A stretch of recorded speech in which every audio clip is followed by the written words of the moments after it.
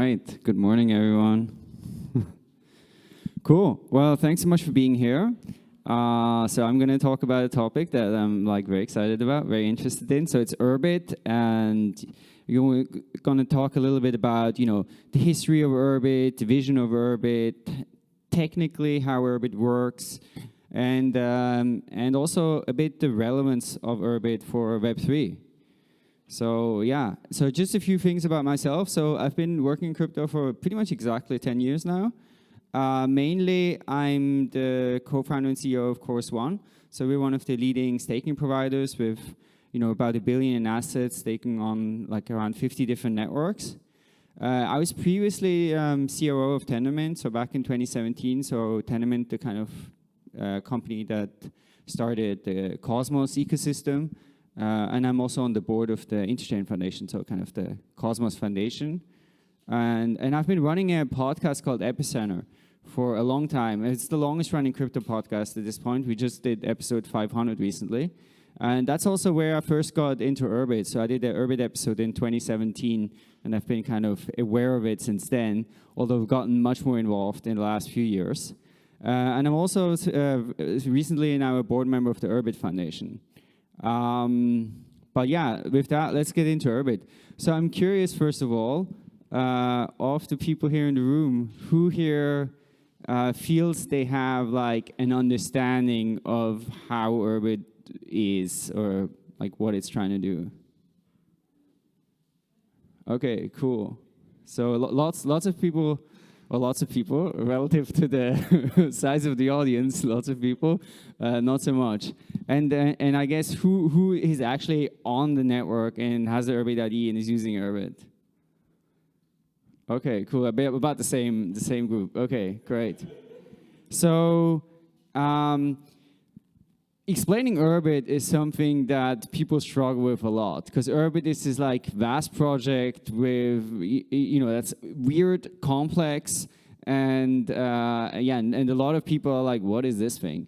So I think one good way that I find of explaining Urbit is sort of think of Urbit as the answer, and then ask what is the question that Urbit is trying to answer. And I think the sort of question that Urbit is trying to answer arises from basically looking at how people use computers today and how the internet works, and then and sort of this, I think, almost an aesthetic sense that it's kind of a complex mess, that you have all of these old protocols and they're layered on top of each other, and it involves in this huge stack that's very complex, and sort of asking the question of what would it look like if you just started from scratch? If you just threw it all away and tried to build a computing system that sort of corresponds to what people want. So that's basically kind of the question that was asked. And so let's talk a little bit about Urbit history, because Urbit history is also very unusual and weird. I think it's, it's sort of on par with Bitcoin's weirdness, almost. So for one, it's very old. So Urbit project is now over 20 years old. And it was basically started by some guy named Curtis Yarvin.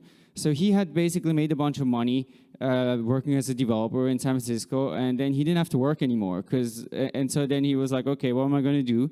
And so he started asking that question and thinking about, okay, what would such a computing stack look like? And for 10 years, he was working on this by himself as the sort of sole person research project. One of the things that came out of this computing stack, for example, is the kind of Urbit assembly language, the machine language. And it's super concise, and he spent 4 years on that. And it resulted in 32 lines of code, sort of. So now in 2013, he actually managed to, he started a company with some others, and they raised some funding.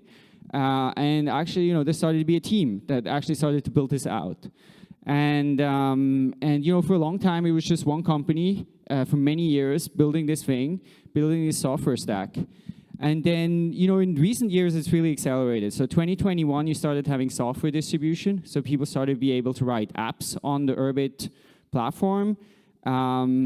And then 2022, we started getting kind of involved at Course One, so we started a team and to run Urbit infrastructure called Red Horizon. And today where we're at is there are probably about 10 companies in the Urbit ecosystem that have raised some funding from investors. There are about 80 sort of monthly active developers that like primarily working on Urbit. There's I would say there's about 9,000 ships that are active. So we'll talk about what that means, or servers that are active on the network. So it's become a pretty vibrant ecosystem. Super interesting and smart people in there. But yeah, so let's talk a little bit about what is the Urbit vision. So if Urbit actually succeeds, what does it look like? At the core of Urbit's vision is the idea of personal servers. So if you look at today and how the internet works, then the cloud is sort of the dominant paradigm, right? So there's Facebook, Google, etc. They run a bunch of applications. I'm a user of those applications. So the applications run on servers controlled by Google or Facebook. My data is there, and my data and applications are then like kind of scattered across different servers operated by different cloud companies. Right? That's sort of the status quo. In the Urbit world, in the Urbit vision, there's this idea of a personal server. So there's this idea that there is a server that kind of is mine, belongs to me, and all of my data is on that server. It's a sort of digital home for me. And the applications I use are also on that server. So when it comes to software, it means it works more like back in the day, right? When you went to a computer store, you bought a CD, took it, put it in your computer, and then it was running there, right? Except, you don't have the physical CD. You can distribute the software digitally, but it kind of like that. Now, it can still be sort of a cloud-like thing, right? That let's say I have a mobile application, it uses API, it talks to the server, except that server would be my server, not like someone else's server. So that's kind of like the high level, the architecture that Urbit envisions in the long run. Or, I mean, it works like that today. It's just, I guess the use cases it covers are still pretty limited. So yeah, so you can describe Urbit as an operating system, a new operating system for operating or powering personal servers.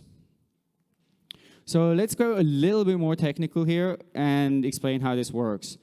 So Urbit runs, so it's an operating system, but today it runs as an overlay operating system. So it's running on top of existing operating system like Linux. In the future, you could have Urbit run directly on hardware. So you could do like Urbit chips. There's like, I think, some designs for that, but probably many years until that actually becomes a sensible thing to do. Urbit also has this vision that the OS, the operating system, should be very minimal and a sort of permanent standard. And I'm going to talk more about that. I think this is one of the most important ideas in Urbit. Urbit is also fully functional and deterministic. So it means that you have the state of your operating system, there's an event, and then it updates the state, and that's a new state. And so the entire state of each Urbit server is just a number. And of course, that's very analogous, right, to how blockchains work. And sometimes even Urbit has been sort of described as, oh, it's like, kind of like this personal blockchain. And then there are some things also that are part of the operating system that today they're not part of any other operating system, right? So they're part of like things people build on top. But things like networking, messaging, and identity are part of the operating system. So they're sort of primitives that you can use when you build on top of Urbit. So let's talk about this idea of minimalism and permanence. So the idea for Urbit is really to build an operating system that's as minimal as it can be, and that will get to the point where it never has to change. So that you'll be able to run software today, and you'll be able to run that same software 50, 100 years from now, because the core operating system's the same.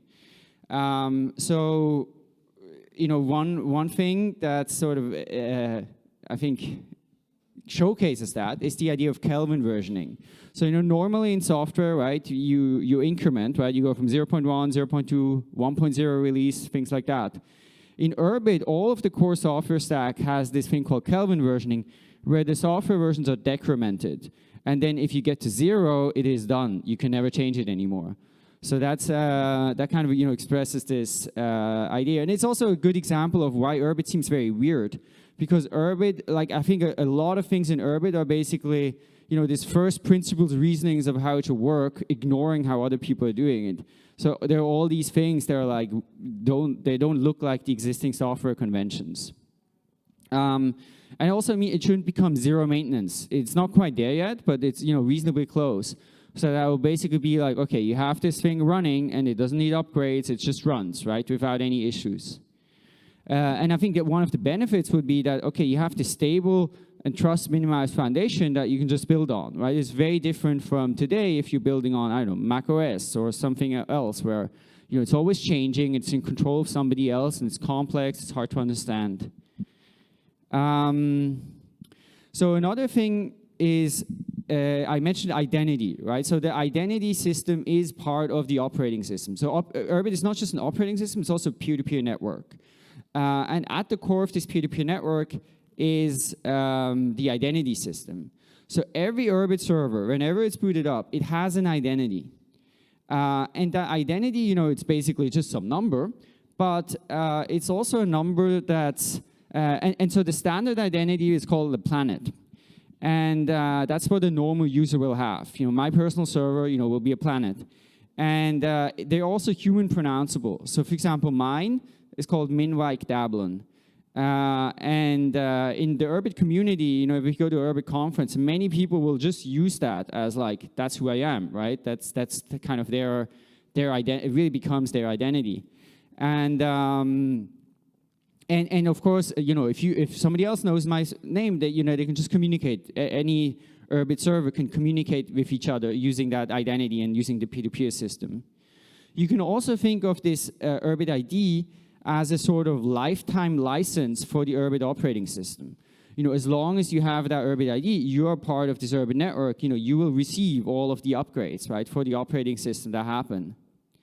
And the identity are scarce assets, right? So they are cryptographically scarce assets. For example, for the planets, there's 4.3 billion at most, right? And then there's some other types of ID that are either cheaper, more disposable, ephemeral, or more expensive, that they have more and more scarce because they have different functions in the network. And these identities are managed on Ethereum and an Urbit native L2. So that's basically the only direct blockchain component. Although I think Urbit and blockchain are very much going to merge, and I'll talk a little bit more about that. Yeah, so let's talk a little bit about sort of Web3 and Urbit. So one of the best, I think, critiques of Web3 was in this article by Moxie Marlinspike. And has anybody read it here? Okay, not so many. So he is the well-known cryptographer. He's the guy who created the Signal app as well. And so he was basically saying, okay, let me check out this Web3 thing, and does it make sense? How does it work? And so he also built some, kind of example applications. And and he was basically like, this thing doesn't make any sense, because when you look at these Web3 applications, that they still rely on basically other people's servers, and there's a lot of trust there. So for example, if you have a Ethereum dApp, you rely on Infura to give you data from the chain, and you have to trust that. Or he made this example where he built an NFT, and he did something that the NFT changed sort of as as he did something. He sold it on OpenSea, and he even indicated, okay, the NFT is going to change. And then OpenSea was basically like, oh, can't have NFT change. So they basically unlisted it from OpenSea. And then it disappeared from all the wallets too, because the wallets were using OpenSea's API to show the NFT. So even though it still existed on the blockchain, it was actually relying on this central API. And then, so in the Urbit world, of course, applications function very differently, because the application runs on each user server.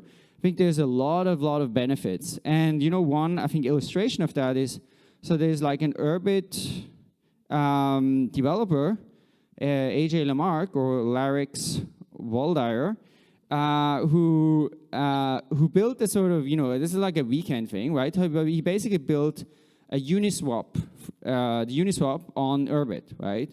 So it would be like, okay, you can download this Uniswap application, and so I can like demo it briefly.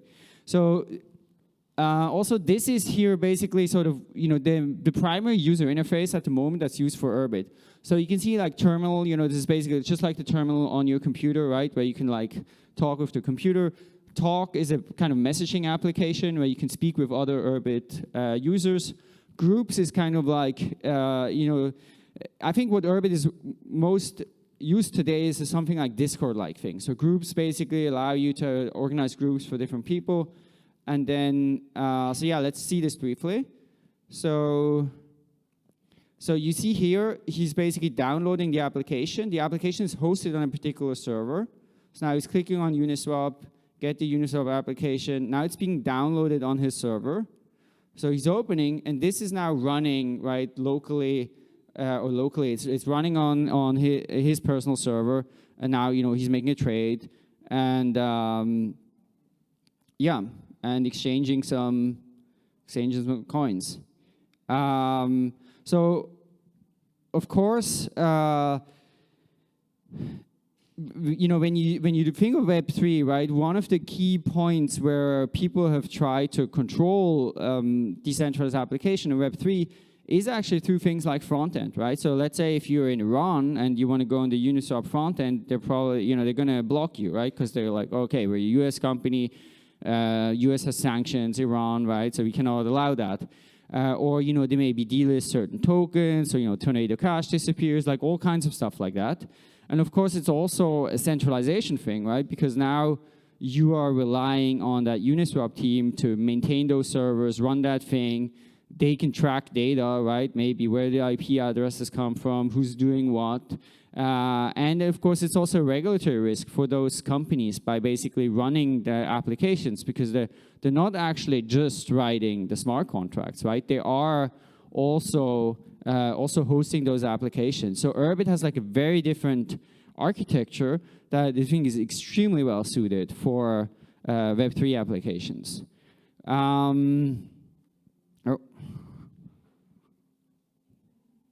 Okay, so let's talk a little bit about what's actually happening on Urbit. Like, what are people building?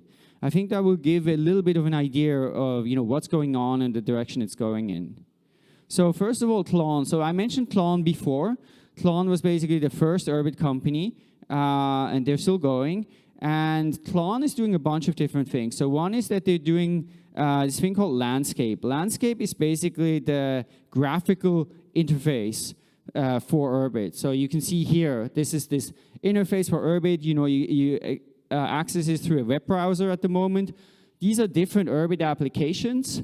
And that's kind of like the main way people are sort of using Urbit. For me, I was interested in Urbit for years before this existed, but it seemed very abstract. But once Landscape came out and I started being able to use it, I'm like, okay, actually, I can interact with this in a way, and it started feeling like a concrete thing. So this is developed by Clone, and then Clone also has, for example, a smartphone, iOS and Android application. Like this, where you can basically get talk and groups. So you can message with people, and you can set up groups and stuff like that. So this is very widely used. In the Urbit community, really, they use Urbit a lot. Clone is primarily, they run their entire company on Urbit itself. And they also work on hosting, so working on infrastructure for Urbit, kind of like we do as well. So that's Clone. And another project that's very interesting is called Uqbar. Uqbar is basically trying to really bring this world of Urbit and the world of blockchain together. And they are doing that by building an Ethereum rollup, an L2, but that's running on Urbit. So, for example, the smart contracts on Uqbar are written in Hoon, and Hoon is the native programming language for Urbit. So you have the kind of machine language I mentioned before, Nock, and then you have a higher level language, Hoon, which is the main language Urbit is written in, the language that Urbit apps are written in. And so you can basically then write this Urbit application, and you can also write the smart contracts in the same language, in the same development environment. So it also means if you write an Urbit application, right, you have the ability to use these smart contract features, but you also have, when you're writing that application, you know, access to an entire operating system, a file system, local state, those kind of things, right? Which you don't really have, right, when you write a Web3 application today. So I think, you know, so this is very interesting. I think this combination of, you know, private state and blockchain. I think if you think of Urbit application, probably what will happen, at least in the expectation of people in Urbit, and my expectation is that actually the role of blockchain would decrease, and more things would just happen locally in people's applications. But of course, you still need blockchain, right? You still need, you know, if you want to make any kind of, you know, let's say financial transfer, you need some kind of consensus. It's still there, and Uqbar is working on making that super smooth. Uqbar is also leveraging ZK technology. And so the interesting thing about Urbit, and this is kind of an accidental thing, it wasn't planned like that, is that Urbit is super well suited for ZK proofs. So you can do ZK proofs for basically any arbitrary Urbit computation very easily. There's another company called Zorp, which is working on that, basically ZK provers for, you know, arbitrary Urbit code. So this is very cool, right? Because you could have like, in some Urbit application locally, something happens, ZK proofs being submitted, or do ZK proofs for, you know, all the stuff. So Uqbar is a really great team. They're pretty far in their development. They've raised the most money in the Urbit ecosystem. Yeah, so they have a development suite. So you can see here, this is kind of like where they're at with test nets, and you see Explorer. So yeah, it's very cool. They've also built it Pongo. Pongo is kind of like Telegram-like thing that's running on Urbit. So another one is Holium. Now, when you saw before, I was showing landscape, right? This user interface that Klon is building for Urbit, it doesn't quite feel like an operating system, right? It feels like a web application. And Holium really focuses on user experience. And so, for example, they have a desktop application on Mac OS, and this is what it looks like. It actually looks like an operating system. So it's a different interface for Urbit. And yeah, they're focusing a lot on like some interesting collaborative feature. They want to build things so that like DAOs can use this kind of thing to like collaborate with each other. So very cool, and I think they're very strong on the kind of UX side. Yeah, so Red Horizon, so this is us basically, right? So we have now been working on Urbit hosting an infrastructure for a year. So really trying to focus on how can we host people's servers, at scale, right? So when there will be, millions of Urbit users one day, hopefully. And, we also have been working on built a developer API to allow people who develop Urbit applications to kind of easily onboard people onto hosting and getting their planet, without having to go somewhere else if they don't have a planet yet. So we're working, for example, with Uqbar, so that when people that onboarding onto their development tools and stuff, that we provide the Urbit servers for them. Yeah, we'll talk in a little bit about how, anybody who wants to get on Urbit, at the moment we're hosting everything for free. Yeah, so this is kind of the web interface for our hosting thing, right? But then when you launch, you get into landscape, so then you're back fully on Urbit. But this is sort of the, the normal web interface for that.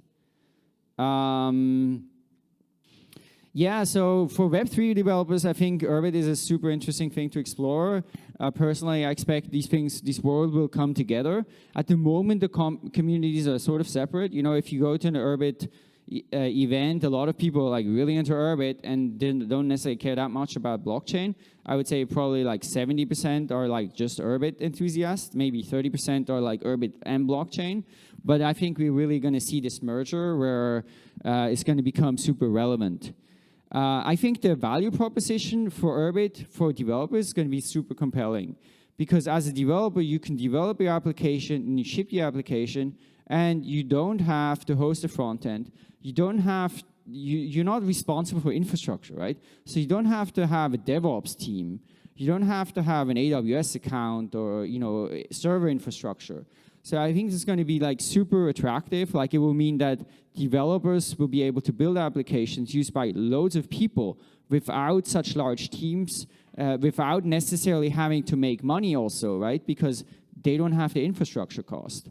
So it's very attractive. And then, of course, you have access to these Urbit OS primitives like, messaging, authentication, storage, Urbit ID, and yeah, and you have a really brilliant technical community as well.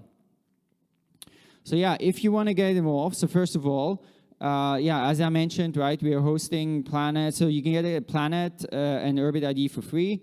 You can just go in there and you can onboard. And yeah, we are most likely, I think we will continue hosting Planets for free. And at some point, probably there will be some sort of thing where, if there's like more usage or maybe there will be extra paid things, who knows, I don't know. But at least for the next year, I think it's going to be, and the Urbit ID anyway will be used forever. Otherwise, if you want to get involved, there's a bunch of other things. So first of all, there's a thing called Hoon School Live. So Hoon School Live is run by a really cool guy. He was a sort of nuclear physics professor, and very old school professor, he feels like. And he's been running this, and he's now fully working on Urbit education. He works for the Urbit Foundation now. And he has a developer course. Actually, he has a bunch of developer courses. So there's Hoon School Live, which is a sort of introductory course, over like 3 months or something. It runs 4 times a year maybe, to basically teach people, fundamentals of Urbit development and of the Urbit language. There's also App School Live, which is a more advanced thing where it comes to building Urbit applications. So that's available for free, and it's a really great sort of educational offering. You also go to urbit.org, right? There's lots of documentation, information there. And yeah, you can start building dApps on Urbit. I think worth checking out Ukbar too. They're progressing quickly and, getting to the point where you can really build like smart contract applications on Urbit. And also Urbit Assembly. So this is the main Urbit conference once a year. Last year it was in Miami, and this year is going to be in Lisbon. I think probably like 500 people-ish or something like that will be coming. And so yeah, it's October 28th, 29th. It's a really great event. And there's going to be a sort of Urbit week then too, so where there will be other events and meetups, I think the week following the conference. So yeah, if people want to get involved, highly recommend it. You can also contact me. So once you're on the network, right, my Urbit ID is minwike.dablin, and you can just message, or you can just send me an email too. Maybe briefly to say what's best to do on Urbit like right now. So when you get your Planet, there should be pre-installed an app called Portal. So it's an Urbit application that focuses on discovery. Because on Urbit, the applications would be hosted on different people's server. Any Urbit server can host and distribute an Urbit application. So there's no global view of like what are the applications. And same thing for groups, right? Anyone can organize a group on their server, host it. So there's no global view for that. So Portal focuses sort of on discovery. They're trying to like help you find things on Urbit. Portal is still early, but it's a great team, and I think that they're doing some good work. So we pre-installed that on the Planet, and the main thing to do right now is probably groups on Urbit, right? There's very active groups with hundreds of members about all kinds of topics, right? From technical to so I think finding some groups on Urbit is probably the best thing to do at the moment, besides trying to build something.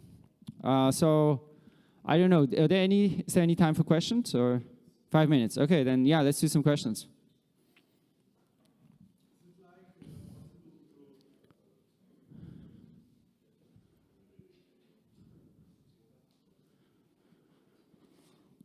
Very concrete. Is it like possible to run Urbit on an Android app, so downloading it from an app store and running the Urbit OS inside Android in that way? So if you can run Urbit on an Android phone? Yeah. Yeah, no, I don't think that's going to work particularly well. And I think it's too, I think it is too intensive in terms of resources and stuff like that. You can certainly run it on a computer, But on a phone, I think the expectation is not that you will run the full Urbit on a phone, but more that like maybe you will run it on some server and then your phone will connect to that. Maybe there will be in the future some. Maybe it could. We'll see. But yeah, I think it's not the way that people run Urbit at this point, at least. Maybe the mic for yeah.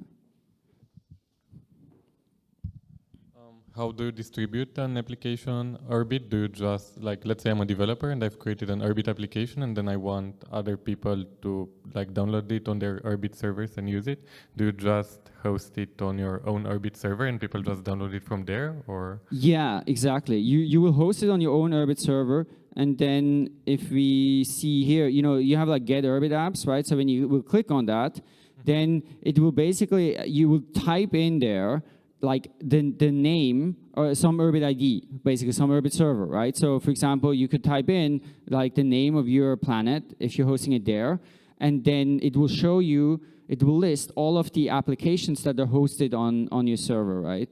So that's how you kind of download it. Now, of course, that still leaves the problem of, well, how do I know about your application, right? So I think that's kind of the problem of discovery.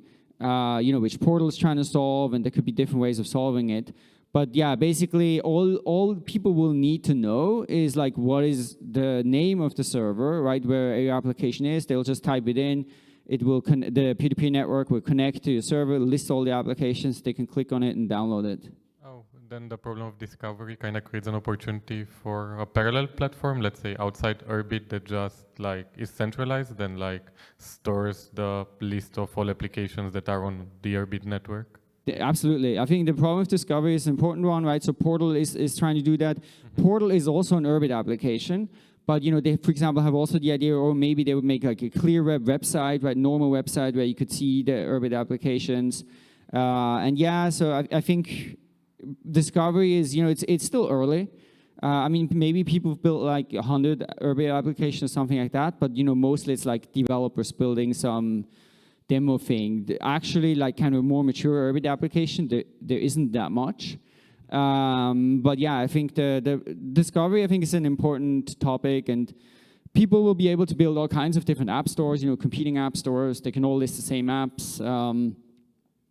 So I think app stores makes one, but there could be other types of discovery. Like, for example, if you're connected with different Urbit, you have a bunch of peers, like contacts, basically, right? Like you could, for example, say, okay, I allowed my contacts to see what applications I have. Then maybe you could see, all my contacts, what applications they have, what am I interested in. So yeah, I think I'm sure there will be lots of experimentation around this as well. Could also build a sort of torrent system on top of Urbit to like speed up downloads and things like that. Totally, you could. Yeah, absolutely.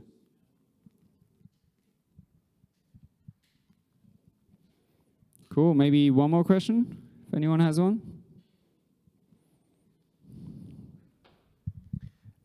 So, is there any mechanism for app developers to get paid? Yeah, great question. I mean, you could basically try to charge people just for the application, right? So I'm building an application, and then you're downloading the application from me, and I'm charging you for that, right? And so I could, for example, have an application that's kind of I ship to you the machine code, and I basically modify it so that it runs only on your particular server, right? Of course, it still leaves somebody could take it, strip it out, pirate it and stuff like that. But at least I think you could reasonably elegantly say, oh, I'm going to charge people for per download or per user. So that's one thing. I mean, I think smart contract stuff with UKBAR, tokens. There will be other ways, but it's an unexplored field. Like right now, there's no Urbit application is really at the point where they're monetizing. So yeah, but I think there will be lots of possibilities, including just the possibility like, charge per download, I think will work reasonably well on Urbit. Cool. Then thanks so much, everyone.